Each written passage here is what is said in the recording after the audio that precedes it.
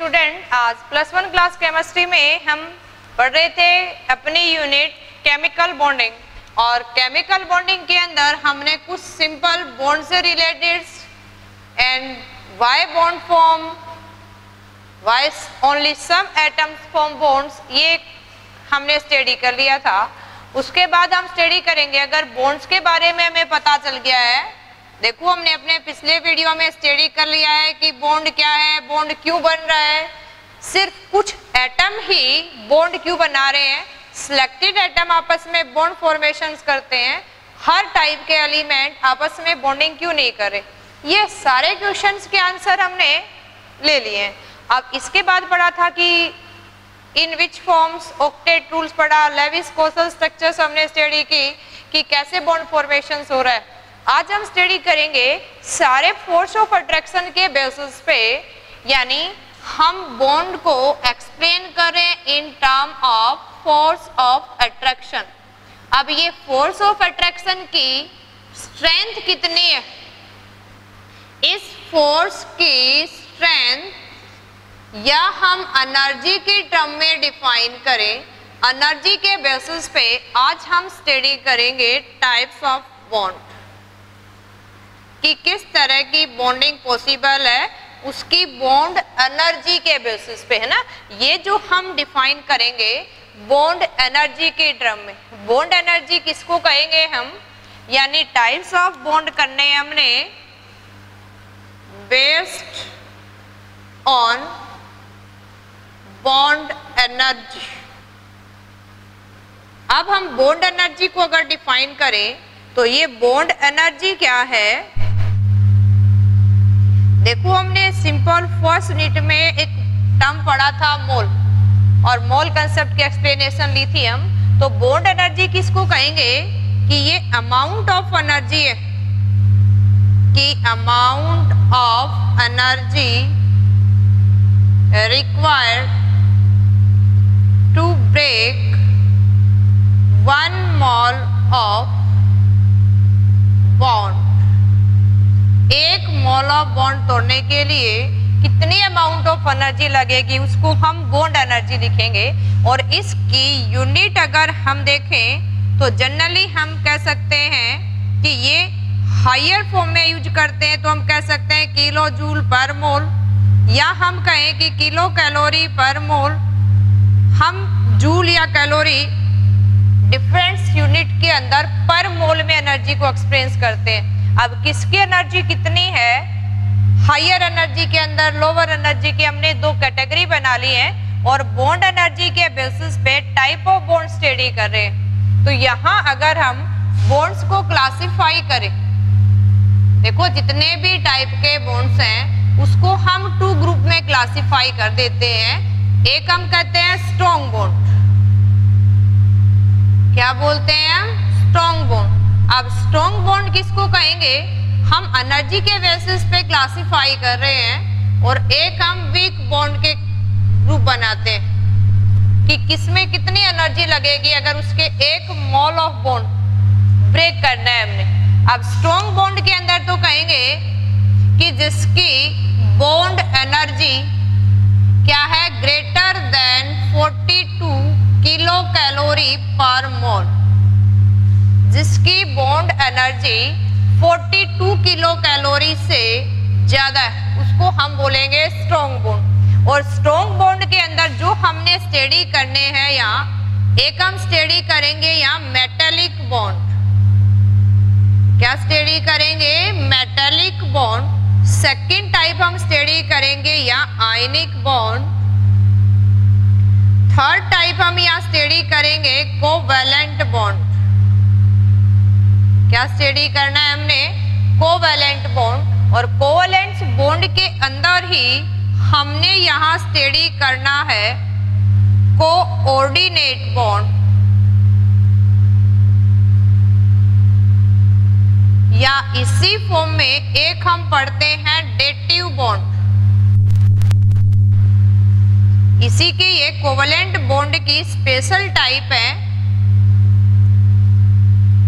यानी हम ये कहें कि इसी की सब टाइप होगी है ये, कि कोऑर्डिनेट बॉन्ड और डेटिव बॉन्ड्स किसके हैं, कोवलेंट बॉन्ड के एक स्पेशल केस हो गए ये। इसी तरह से अगर हम ये कहें कि किसी भी मॉलिक्यूल्स के अंदर उसकी बॉन्ड एनर्जी अगर हम यहाँ कंसीडर करें, अगर इसकी बॉन्ड एनर्जी क्या है, लेस देन 42 किलो कैलोरी पर मोल, है ना। 42 हमने एक स्टैंडर्ड बना लिया है। अगर 42 से ज्यादा एनर्जी लग रही है तो स्ट्रॉन्ग बॉन्ड कहेंगे, और 42 से कम लग रही है तो क्या कहेंगे, वीक बॉन्ड कहेंगे।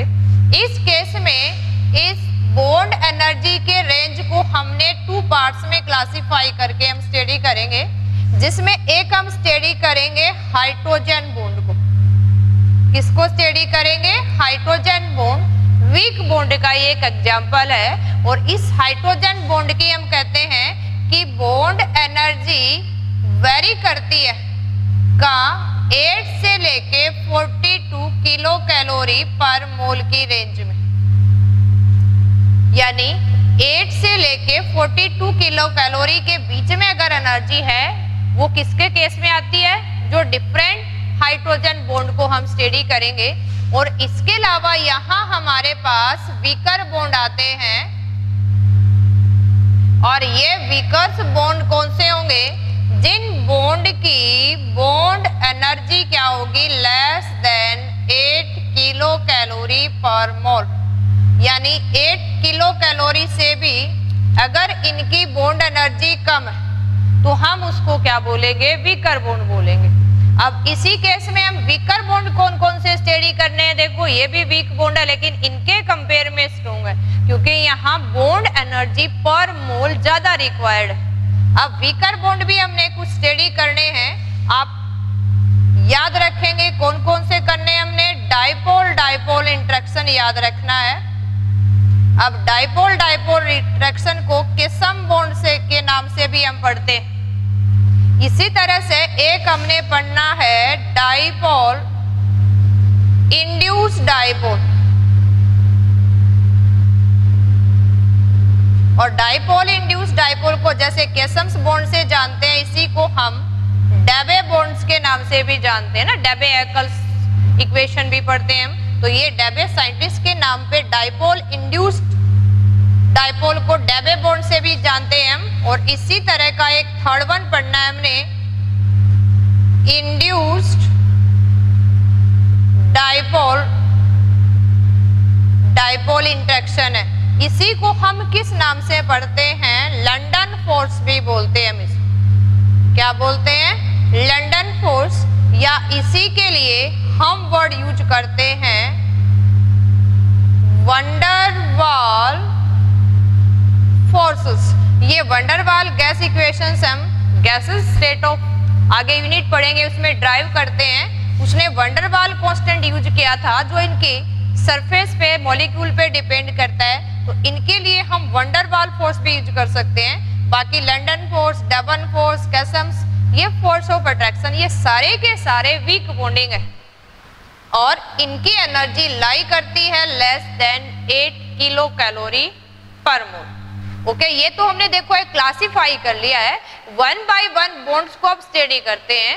पहले हम वीकर बॉन्ड को स्टडी करते हैं, इनके बारे में डिटेल से कम पढ़ना है, फिर स्ट्रॉन्ग बॉन्ड को स्टडी करेंगे।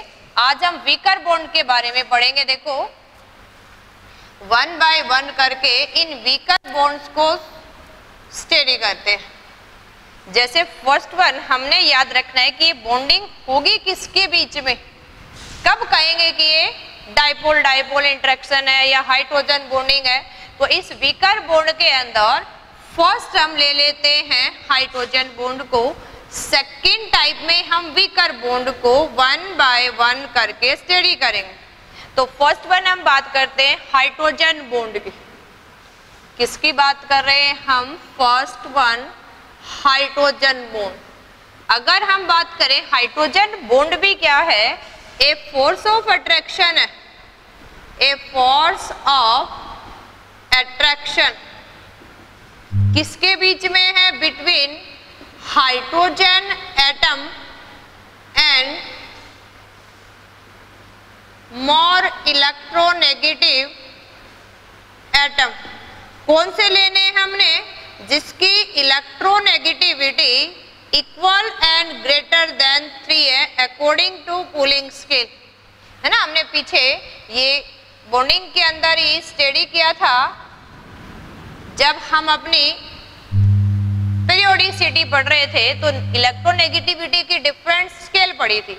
तो पुलिंग स्केल के अनुसार जिसकी इलेक्ट्रोनेगेटिविटी इक्वल या ग्रेटर देन 3 है वो हाइड्रोजन के साथ एक एक्स्ट्रा अट्रैक्शन क्रिएट कर देता है। और अगर हम ये कहें कि ऐसे कौन से एटम है जिनकी नेगेटिविटी इक्वल या ग्रेटर देन क्या है 3 है, तो यहां हम स्टडी करेंगे ये एटम है फ्लोरीन, ऑक्सीजन, नाइट्रोजन। ये तो आपने ध्यान रखना है सिंपली याद रखने के लिए कि हाइड्रोजन बॉन्ड एक वीक बॉन्ड है और इस वीक बॉन्ड को हम ये कह सकते हैं कि ये एक फन है। वैसे तो इंग्लिश में स्पेलिंग अलग होती है F1, लेकिन हम यहाँ केमिस्ट्री में इसकी स्पेलिंग F1 फन बोलेंगे। फन का मतलब क्या है, अगर हाइड्रोजन किसी ऐसे एटम के साथ जुड़ा है तो वहां मॉलिक्यूल में एक एक्स्ट्रा अट्रैक्शन क्रिएट हो जाता है, यानी ये फन हाइड्रोजन के साथ सिर्फ 3 एटम कर सकते हैं। ये बात तो आपने याद रखनी है यहाँ तक, लेकिन ये भी ध्यान रखेंगे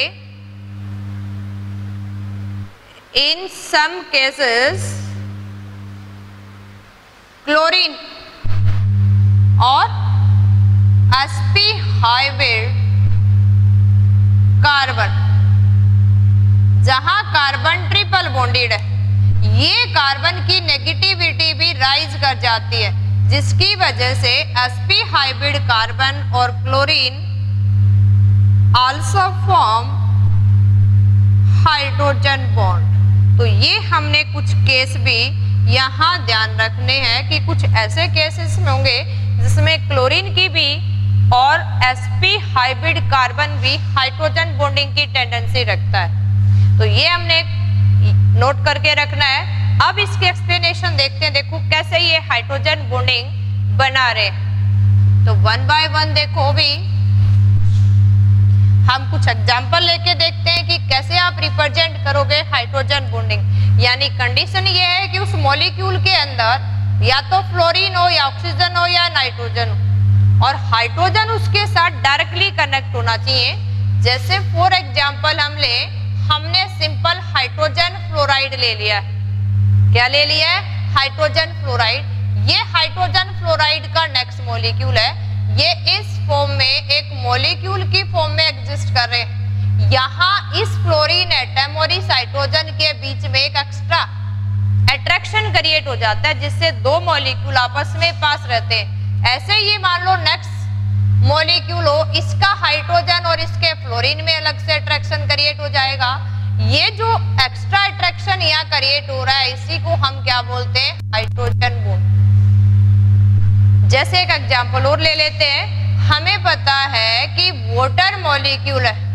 इस वाटर मॉलिक्यूल को हम इस फॉर्म में, बाकी हम इसकी स्ट्रक्चर बनाने भी सीखेंगे अभी कि वी शेप का होता है वाटर मॉलिक्यूल, वी शेप ही क्यों बनाया, इन सब क्वेश्चन का आंसर हमें मिलता जाएगा। अभी के लिए इतना याद रखो कि वाटर वी शेप का होता है। इस केस में अगर सेकेंड वाटर मॉलिक्यूल अपने पास, तो इसकी शेप ये होगी। अब ये हाइड्रोजन इस ऑक्सीजन के साथ बॉन्डिंग कर सकता है, ये ऑक्सीजन इसके साथ भी बॉन्डिंग कर सकता है। क्यों कर रहा है ये? क्योंकि हमने अभी पढ़ा था लेवी-स्टोक्स स्ट्रक्चर के अंदर कि ऑक्सीजन के पास 6 वैलेंस इलेक्ट्रॉन है, एक एक इसने या बॉन्ड बना लिए, तो इसकी वजह से इसके साथ बॉन्डिंग कर सकता है, इसके साथ। ये जो वीक बॉन्डिंग बन गया, एक extra force of attraction create हो गया, इसी को क्या बोलते हैं हम? Hydrogen bond. अगर एक और एग्जांपल ले लें हम, जैसे आपके पास अमोनिया मॉलिक्यूल है, ये नेक्स्ट अमोनिया हमने ड्रा कर दिया यहाँ पे। अब इस केस में ये वाला एक अमोनिया मॉलिक्यूल का हाइड्रोजन, दूसरे अमोनिया का नाइट्रोजन, इनके बीच में बॉन्डिंग देखो, इसके साथ तो बॉन्डिंग थी, कहीं इन्हीं के साथ बनाने लग जाओ एक मॉलिक्यूल के साथ, तो यहाँ इसने बॉन्डिंग करी रखी है, जिसको डैश से हम रिप्रेजेंट कर रहे हैं। इस मॉलिक्यूल का हाइड्रोजन दूसरे मॉलिक्यूल के नाइट्रोजन की तरफ अट्रैक्टेड होता है, क्योंकि इसकी नेगेटिविटी ज्यादा है। हमें पता है नेगेटिविटी ज्यादा होती है, नियर बाय मॉलिक्यूल के इलेक्ट्रॉन क्लाउड को अट्रैक्ट करता है वो, और इसके इलेक्ट्रॉन क्लाउड को ये अट्रैक्ट कर रहा है, एक्स्ट्रा अट्रैक्शन यहाँ क्रिएट हो गया है। इस अट्रैक्शन का नाम ही क्या दे दिया हमने, हाइड्रोजन बॉन्ड, क्योंकि ये बॉन्ड सिर्फ हाइड्रोजन एटम के साथ इलेक्ट्रोनेगेटिव एटम बना सकते हैं। कंडीशन क्या है अपनी कि एक हाइड्रोजन एटम चाहिए हमें, एक इलेक्ट्रोनेगेटिव एटम, उन दोनों के बीच में अट्रैक्शन होगा। ये हाइड्रोजन भी इलेक्ट्रोनेगेटिव एटम के साथ ही जुड़ा होना चाहिए। तो ये हमने क्या पढ़ा, different cases of hydrogen bond. अब इसके ऊपर अपना क्वेश्चन कैसे बनता है, देखो आई होप्स आपको इनकी डेफिनेशन समझ में आ गई है कि कैसे बनाने, क्या चीज है हाइड्रोजन बॉन्ड। हाइड्रोजन बॉन्ड किसी इलेक्ट्रोनेगेटिव एटम और हाइड्रोजन के बीच एक फोर्स ऑफ अट्रैक्शन है, दो मॉलिक्यूल के बीच में या एक ही मॉलिक्यूल के डिफरेंट एटम के बीच में क्रिएट हो सकता है। लेकिन ये अट्रैक्शन हाइड्रोजन के साथ सिर्फ इलेक्ट्रोनेगेटिव एटम ही क्रिएट कर सकते हैं। कुछ एक्सेप्शनल स्पेशल केस में sp हाइब्रिड कार्बन या क्लोरीन भी बॉन्डिंग करेंगे, वो भी हम आगे डिस्कस करेंगे। फर्स्ट हम ये मान के चल रहे हैं आपको हाइड्रोजन बॉन्डिंग समझ में आ गई है। अब इसके ऊपर क्वेश्चन कैसे बनता है, एक तो ये पूछ ले कि किसके साथ पॉसिबल है, तो याद रखना अपने फन, ये एक फन मजाक है जो हाइड्रोजन के साथ तीन ही एलिमेंट्स के एटम कर सकते हैं। ये एक्सेप्शनल केस है, सिलेक्ट करना हो तो तीन एलिमेंट्स के एटम को करना, ये तो स्पेशल कंडीशन में करते हैं, हर टाइम नहीं कर सकते। अब नेक्स्ट वन हम बात करते हैं इसके ऊपर क्वेश्चन क्या बनेंगे। यहाँ क्वेश्चन क्या बनते हैं कि स्पेशल हाइड्रोजन बॉन्डिंग से, क्योंकि हमें पता है ये फोर्स ऑफ अट्रैक्शन है और फोर्स ऑफ अट्रैक्शन बढ़ेगा तो उस मॉलिक्यूल की मेल्टिंग पॉइंट या हम कहें कि बॉइलिंग पॉइंट के अंदर भी चेंजेस आएगा। हम ये कह सकते हैं कि उस सब्सटेंस की फिजिकल स्टेट में भी वेरिएशन आ जाएगा, क्योंकि हमने छोटी क्लासों में भी पढ़ा था कि सॉलिड के अंदर स्ट्रॉन्ग आईएमएफ होता है, लिक्विड के अंदर उससे कम होता है, गैस के अंदर उससे भी कम। जब आईएमएफ यानी दो मॉलिक्यूल के बीच का अट्रैक्शन हम बढ़ा रहे हैं तो जो लिक्विड था वो सॉलिड में भी कन्वर्ट हो सकता है, सॉलिड था वो किस में आ जाए, वीक हो जाए तो लिक्विड में आ जाएगा। तो यहाँ हमने स्टेट कन्वर्जन के लिए स्टडी किया था यहाँ की how different state are exist, और स्टेट एग्जिस्ट कौन सी कर रही है, इस फोर्स ऑफ अट्रैक्शन के बेसिस पे अगर आईएमएफ चेंज हो जाएगा तो स्टेट भी चेंज हो सकती है। अब अपने पास क्वेश्चन क्या बनता है यहाँ, क्योंकि अगर आपसे कहे कि फिजिकल स्टेट किस पे डिपेंड कर रही है तो फोर्स ऑफ अट्रैक्शन पे डिपेंड कर रही है, तो हमारा क्वेश्चन क्या बनता है, ये कहे कि HF is liquid but HCl is gas, explain करो क्यों। तो आपने ये बताना है कि यहाँ तो HF में हाइड्रोजन बॉन्डिंग पॉसिबल है दो मॉलिक्यूल के बीच में, अगर यहाँ एक extra force of attraction create हो रहा है तो जो मॉलिक्यूल फ्री थे वो एक साथ इकट्ठे रहना स्टार्ट कर दिए। इस हाइड्रोजन बॉन्डिंग की वजह से जो दो मॉलिक्यूल में क्रिएट हो रहा है, ये जो हमारा सैंपल था ये हमें किस फॉर्म में मिलना स्टार्ट हो जाता है, लिक्विड में। लेकिन हम ये कहेंगे कि क्लोरीन का मॉलिक्यूल है, ये आपका क्लोरीन का मॉलिक्यूल है, यहाँ no possibility of hydrogen bonding, या कहें कि no possibility of extra attraction, इसलिए ये सिर्फ किसमें मिलता है हमें, एग्जिस्ट इन गैसेस स्टेट। ये तो जब भी थ्योरेटिकली आंसर देखना हो तो हमने फन को पहचान लेना है। अब हमसे पूछ ले कि ऑर्डर में अरेंज करो, जैसे ये क्वेश्चन था ऐसे ही क्वेश्चन बन जाए, arrange in increasing order of, boiling point का ऑर्डर बताओ। हमें सबको पता है बॉइलिंग पॉइंट क्या होता है, जिस टेम्परेचर पे any liquid start to boil, जिसपे वो एटमॉस्फेरिक गैसेस के बराबर आ जाए उसकी वेपर्स। तो यहाँ आपको मान लो कुछ लिक्विड दे दिए, अभी जैसे आपको लिक्विड दे दिया, अभी ये वाटर दे दिया है, हाइड्रोजन सल्फाइड दे दिया है, सेलिनाइड दे दिया है, या ये दे दिया आपको बहुत सारे दे दिए। तो आपने ध्यान रखना है कि हाइड्रोजन और ऑक्सीजन में तो बॉन्डिंग की टेंडेंसी है लेकिन इनमें नहीं है, तो यहाँ इसको स्पेशल प्रॉपर्टी चेंज होगी हाइड्रोजन बॉन्डिंग की वजह से। और बॉइलिंग पॉइंट के केस में अगर अरेंज करेंगे तो बॉइलिंग पॉइंट क्या होगी, हाइड्रोजन सल्फाइड से ज्यादा सेलेनियम की, टेलुरियम की, लेकिन इसकी सबसे ज्यादा होगी। जब भी हमने यहाँ अरेंज करना है और इसका बॉइलिंग पॉइंट बाकी के कंपेयर में ज्यादा क्यों हो गया, क्योंकि इसकी प्रॉपर्टी है हाइड्रोजन बॉन्ड बनाने की। देखो आप सिंपली कहो जी हम किसके बेसिस पे एक्सप्लेन करें, कैसे हमें समझ में आएगा, तो हमने कुछ पीरियोडिसिटी में भी पढ़ा था, फिर भी थोड़ा सा रिवाइज करवा रही हूं मैं। देखो किसी भी सब्सटेंस की बॉइलिंग पॉइंट या हम ये कहें कि मेल्टिंग पॉइंट, ये कौन से फैक्टर पे डिपेंड करती है। ये फैक्टर सबसे पहले हम देखते हैं कि मॉलिक्यूल के बीच आईएमएफ कितना है। आईएमएफ इंटरमॉलिक्यूलर फोर्स, दो मॉलिक्यूल के बीच में किस तरह का फोर्स ऑपरेट कर रहा है। सेकंड वन फैक्टर यहाँ काम करता है उसका मॉलिक्यूलर मास,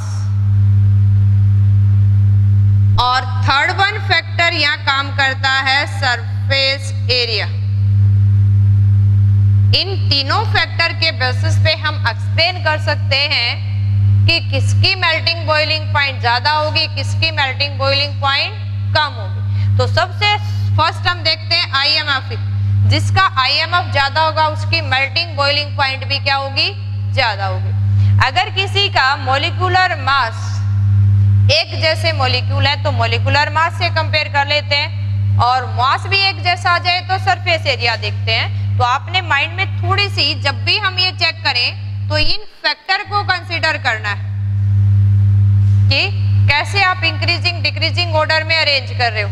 एक बार हम वीकर बॉन्ड सारे डिस्कस कर लेते हैं, फिर सबको मिला के डिस्कस करेंगे कि कैसे हम ऑर्डर में एक्सप्लेन कर सकते हैं। तो ये तो बात की हमने हाइड्रोजन बॉन्ड की। अब हाइड्रोजन बॉन्ड अगर हम डिस्कस करें तो ये दो मॉलिक्यूल के बीच में फोर्स ऑफ अट्रैक्शन है जो सिर्फ फन कर सकता है। FON means fluorine, oxygen, nitrogen. अब इसी के केस में हम ये कहें कि हाइड्रोजन बॉन्डिंग भी टू टाइप्स का हो सकता है। अब हाइड्रोजन बॉन्डिंग के अंदर ये टू टाइप्स कौन कौन से होंगे। एक टाइप्स तो हम बोलेंगे इंटरमॉलिक्यूलर हाइड्रोजन बॉन्डिंग, और सेकंड वन अगर बात करें इसको बोलते हैं हम इंट्रामॉलिक्यूलर हाइड्रोजन बॉन्डिंग। अब देखो इन दोनों में भी डिफरेंस हमें पता होना चाहिए। यहां लिखा हमने इंटर, इंटर का मीनिंग होता है इन बिटवीन टू, और इंट्रा का मतलब होता है विद इन वन। एक ही के अंदर अगर स्टडी करेंगे तो इंट्रा, और दो मॉलिक्यूल के बीच में है तो इंटर। ये हम जैसे इसको डिफाइन करें तो क्या हो जाएगा, देखो भी हम बात करते हैं अब तक जो कर रहे थे वो इंटर मॉलिक्यूल थे। जैसे हमने आपको कहा कि दो HF मॉलिक्यूल है। अब देखो यहां हमने दो मॉलिक्यूल को ड्रा किया और ये फ्लोरीन और ये हाइड्रोजन के बीच का अट्रैक्शन है, तो ये फर्स्ट मॉलिक्यूल था ये। अब दो मॉलिक्यूल के बीच का अट्रैक्शन है तो क्या बोलते हैं, इंटरमॉलिक्यूलर हाइड्रोजन बॉन्डिंग। अब ये दो मॉलिक्यूल को बाउंड अप कर रहा है। जब भी हमें किसी सब्सटेंस की बॉइलिंग मेल्टिंग पॉइंट देखनी है तो ये तो मॉलिक्यूल को पास ला रहा है। तो इस केस में हम नोट करके रखेंगे कि जब भी इंटरमॉलिक्यूलर हाइड्रोजन बॉन्डिंग की बात कर रहे हैं, यहाँ इंटरमॉलिक्यूल है तो ये क्या करेगा, इंक्रीज करेगा बॉइलिंग पॉइंट ऑफ सब्सटेंस। जहां भी इंटरमॉलिक्यूलर पॉसिबल होगी वहां बॉइलिंग पॉइंट ऑफ सब्सटेंस क्या होगी, इंक्रीज। अब बात करें अगर हम इंट्रा की, इंट्रा का मतलब क्या है, विद इन सिंगल मॉलिक्यूल। जैसे ये पॉसिबिलिटी तभी होगी जब मॉलिक्यूल की साइज बड़ी होगी। जैसे हमने यहाँ ड्रा कर लिया है एक ऑर्गेनिक का मॉलिक्यूल है ये, यहाँ हमने इसके ऊपर ड्रा कर दिया है देखो OH ग्रुप, जो इस कार्बन से जुड़ा हुआ है। यहां अगर ड्रा कर दे हम नाइट्रो ग्रुप जो इस फॉर्म में, इसको हम बोलते हैं नाइट्रोफिनोल।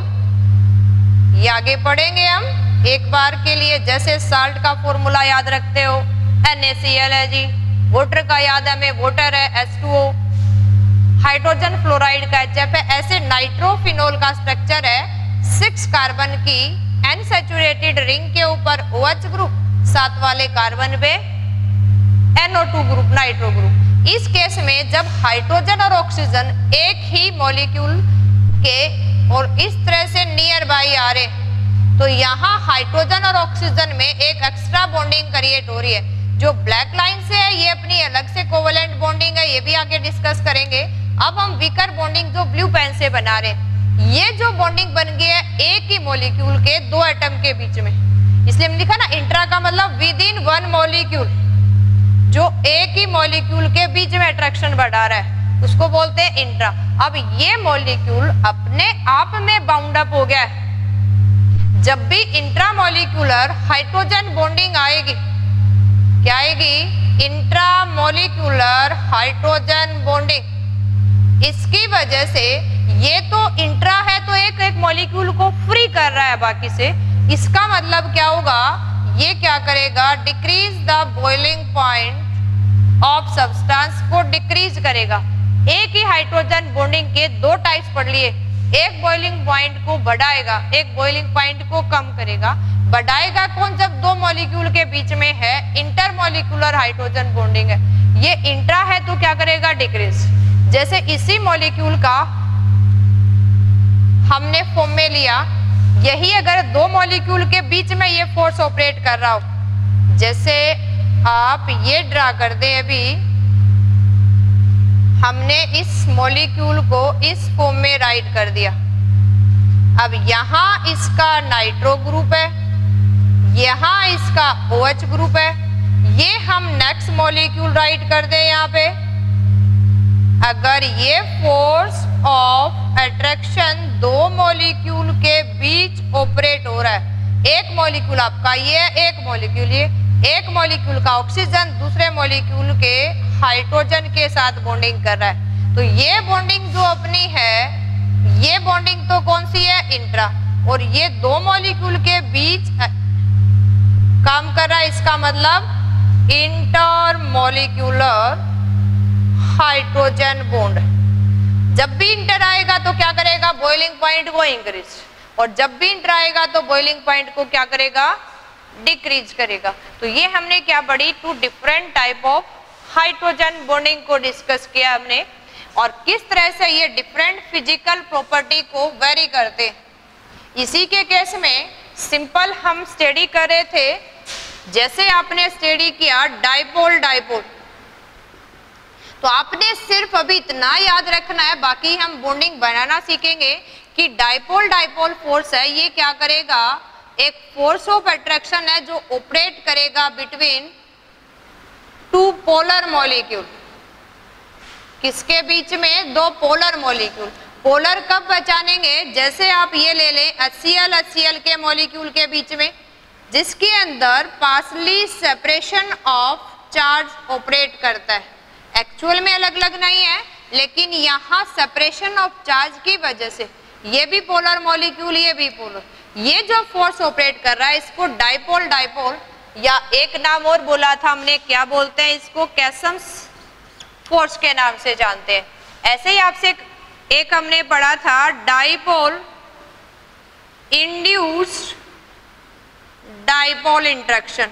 देखो जैसे नाम से लग रहा है डाइपोल डाइपोल है तो 2 पोलर मॉलिक्यूल में एक डाइपोल है, एक इंड्यूस्ड डाइपोल। यानी ये कब होगा? जब एक पोलर मॉलिक्यूल दूसरे नॉन पोलर मॉलिक्यूल, एक पोलर मॉलिक्यूल और दूसरा क्या होना चाहिए?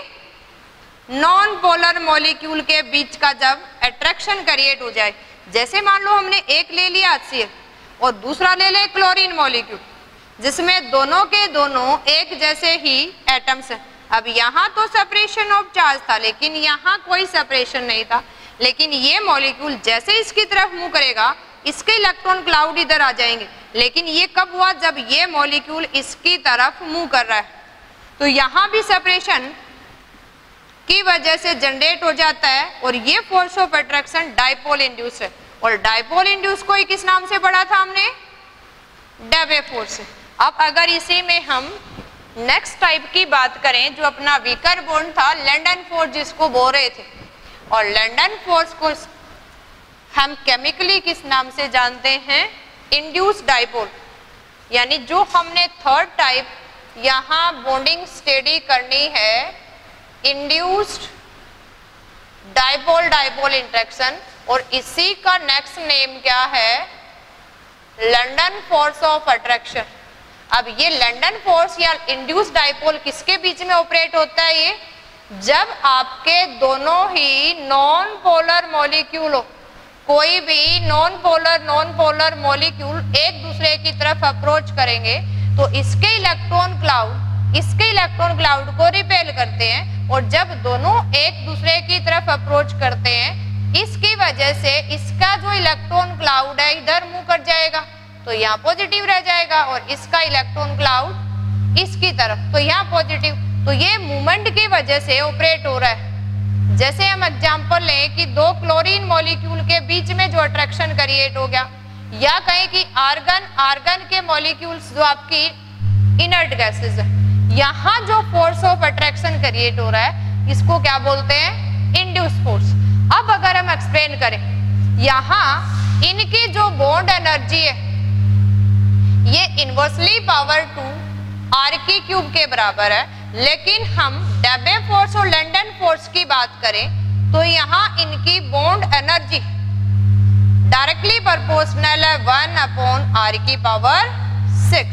यानी यहाँ हम बॉन्ड एनर्जी का मतलब है फोर्स ऑफ अट्रैक्शन की बात करें, ये डिस्टेंस के साथ क्या कर रहा है, वेरी कर रहा है। लास्ट वन जो आपने याद रखना है, दैट इज मोस्ट इंपोर्टेंट। फिर सारे टाइप्स का आप ऑर्डर एक्सप्लेन कर सकते हैं। तो यहाँ सबसे स्ट्रॉन्ग काम कर रहा है हाइड्रोजन बॉन्ड। जैसे हमने बॉन्ड एनर्जी लिखी थी, हाइड्रोजन बॉन्ड के बाद बारी आती है कैसन्स फोर्स की, और इसके बाद बारी आ रही है आपकी डेबे फोर्स, और डेबे के बाद किसकी बारी आ रही है, लंडन फोर्स की। तो आप इस तरह से सबको ऑर्डर में अरेंज करना आना चाहिए हमें, और अपना ऑर्डर क्या बन जाएगा कि हाइड्रोजन बॉन्ड स्ट्रॉन्ग है, फिर कैसन्स, और फिर डेबे, और लास्ट वन बारी किसकी है, लंडन फोर्स ऑफ अट्रैक्शन की। इसी के ऊपर हम कुछ क्वेश्चन सॉल्व आउट करेंगे अपनी डाउट क्लासेस के अंदर। आज यहीं तक। Okay student, thank you.